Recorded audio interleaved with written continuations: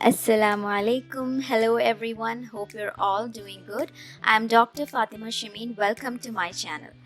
Today's topic is top 10 facts about aminoglycoside antibiotics. Let's go. Number 1. Aminoglycosides are broad-spectrum antibiotics. They act against aerobic, gram-negative and some gram-positive microorganisms. But they have more action against gram-negative microorganisms, so we can say a gram-negative destroyer. They are particularly potent against members of Enterobacteriaceae family, then E. coli, Klebsiella species, Enterobacter and many more. Number 2. Aminoglycosides are polar cations, so they have very poor oral bioavailability, so parenteral route is preferred. Number 3. They have concentration-dependent bactericidal action, which means more concentration, more destruction. So they need concentration of at least 10 times the MIC, and this is required for an optimal bactericidal effect. Number 4 is the mechanism of action. So they irreversibly bind to the 30S subunit of the ribosome complex, which result in inhibition of protein biosynthesis.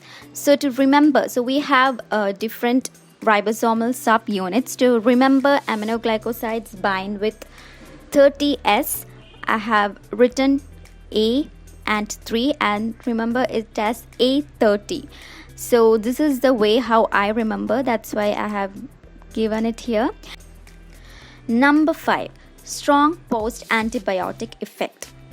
Persistent suppression of bacterial growth even after short exposure. So in simple terms, if we give an antibiotic or if the antibiotic is exposed to the microbe for 2 to 4 hours, even after that time the antibiotic will kill the microorganisms. So their effect persists even if the concentration of the antibiotic in serum falls down. Number 6. Aminoglycosides have weight-based dosing and extended interval dosing. Now, these antibiotics are given in combination with beta-lactams and fluoroquinolones. So, these combinations are usually given in patients with serious gram-negative organisms or serious illness like sepsis. So, in these cases, you can see aminoglycosides are combined with these classes of antibiotics. Number 8.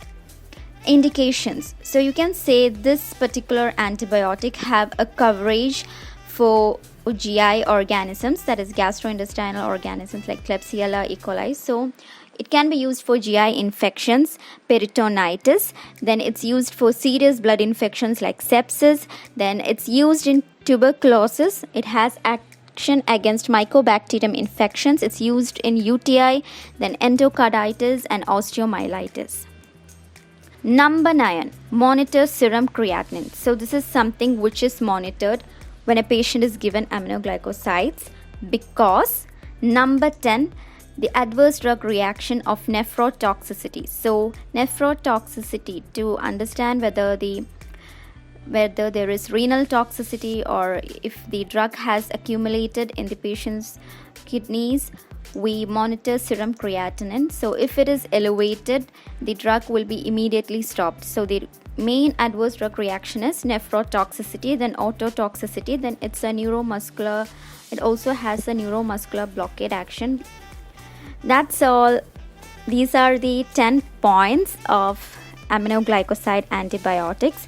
I hope these few minutes were useful to you all, and I'm sure you got an idea about aminoglycoside antibiotics. Now only thing left is the classification, the classes of drugs, which are actually very few, and I hope this was helpful and useful to all of you. So if you like similar content and if you like what I do, don't forget to subscribe to my channel and show some support, like the video and share it with your friends. Thank you. Have a nice day ahead.